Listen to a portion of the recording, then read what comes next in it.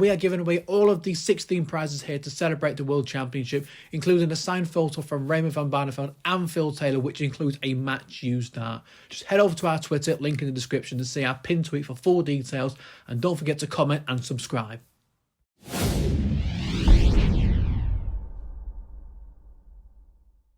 Luke, many congratulations. The fairy tale continues into the semi-final. Describe what that means to you. Unbelievable. I think I've just got into the top 64 now with the prize money I've already got, but I would never have thought of getting to the semis on my debut this year. That's your third time plus average in the tournament. You made it look so easy today. Just how confident are you feeling right now?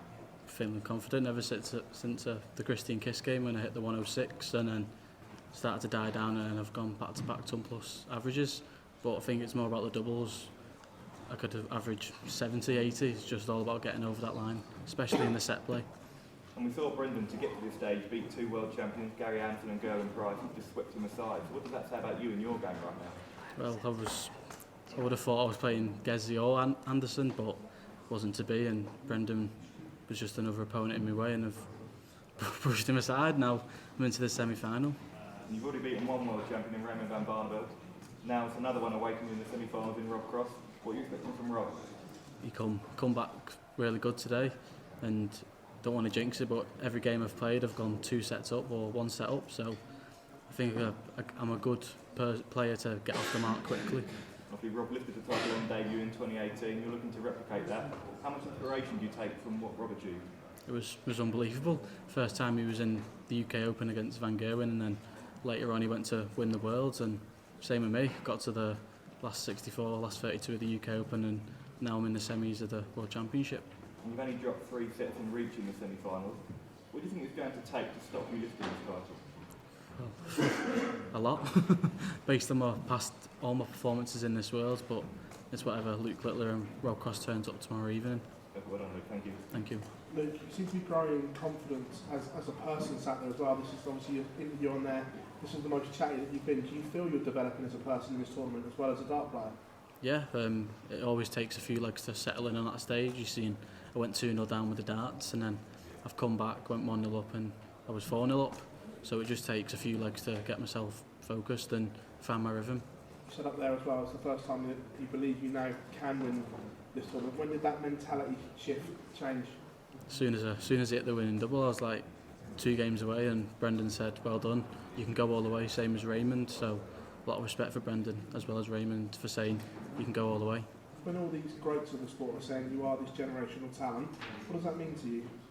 It's unbelievable. Obviously I know I've got the ability to go all the way, but if it's not to be tomorrow night, then it's not to be. But whatever Luke Littler turns up, then it is what it is. Luke, many congratulations. Thank you.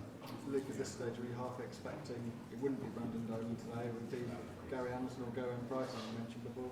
That's exactly what I was expecting. I was expecting to have a clash with Gezi or a clash with Anderson, but it weren't to be, and you've just got to beat whoever's in front of you, and that's what I've done so far. You talk about thoughts of lifting the trophy. Have you envisaged what that would feel like?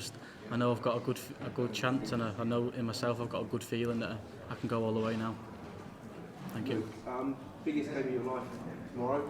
How does Luke Littler prepare for that? What do you do from now till then? Just go home, go back to the hotel, chill. I didn't like waking up this morning at about 8 in the morning, so I'm glad I can play in the evening tomorrow.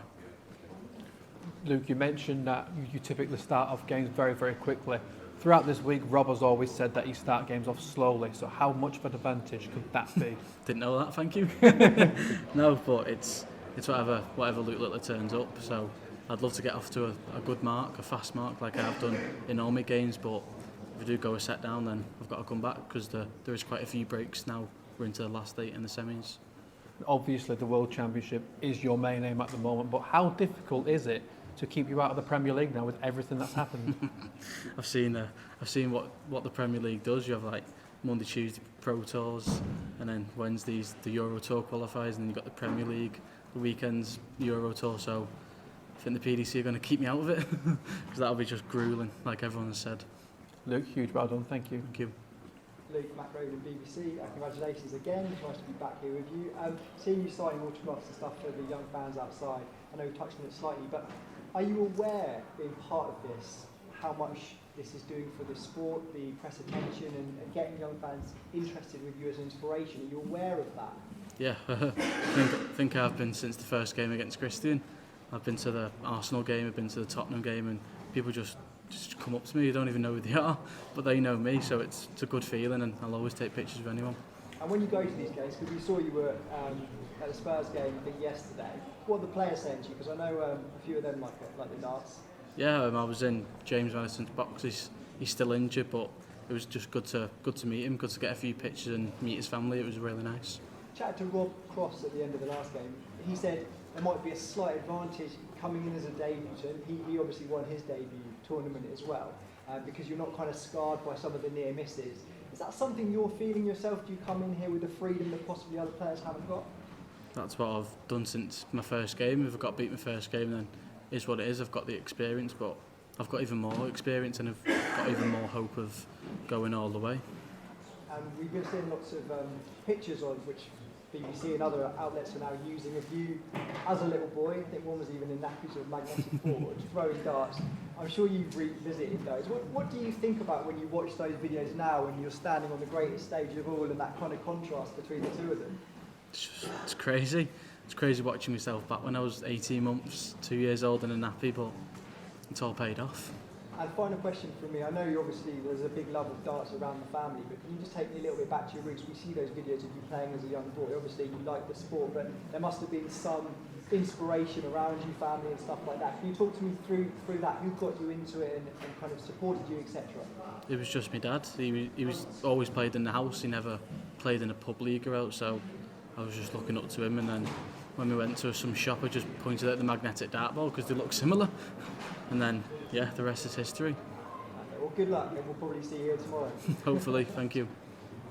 One question, speaking about the possibility of Premier League, is it possible to play because you don't have school in the morning anymore? Is that right? Well, if I do get picked, it is what it is. If I don't get picked, then I'm not expecting it. Didn't expect to come to the semi-final, so just look at what all the other pros have done this year. This is my first major, so they deserve it more than me. So no school anymore? No. Thank you. Talk about whatever Luke Littler turns up. Basically, that basically suggests that you think that if you play your best, you'll be any good. So if the best Luke Littler turns up and the best, I don't know, Dolan turns up, who wins? What happens? We'll have to see. But I do the same practice routine, the same practice. Yeah. I don't change anything before a game because I just have to keep to it. Do you think you're the best player in the world? No, not a chance. You've still got Luke Humphries in it, still got Michael Van Gerwen in it, but I'm one of the best right now based on my performances, but I'm not the best in the world. Gary Anderson reckons we should leave you alone and let you play. Should we? Yeah, please. If you can. No, I don't mind, but it does get a bit too much. Luke, you seem kind of experienced the situation now here in front of the press. How is your family and your friends dealing with the whole situation around you? They're the same as me, just taking it game by game, taking it in their stride as well as my stride. It's unbelievable to still be here right now. What happened with the wasp, Luke? Is your arm marked now? Is it? I don't think so. I felt a little buzz, but nothing's happened. You don't think it stung you, or? I've seen it plotting about near the end. Luke, have you thought about the prize money? Obviously, in excess of 150k at the moment, especially with the modus. Have you got financial support? Are your parents going to be helping you, or because there's only so many expenses you can buy for your mates? Well, I could get more than 100,000, go all the way, but yeah, whatever I do when it's massive and it'll obviously help me. Then talk about that moment when you went for travel 20 and could have gone for the bowl. And you then stopped and talked to the crowd. Talk about that. I tried to hype them up and I tried to hit it, but small 11. That's the first time we've seen it. We've done that in the past. That is your show.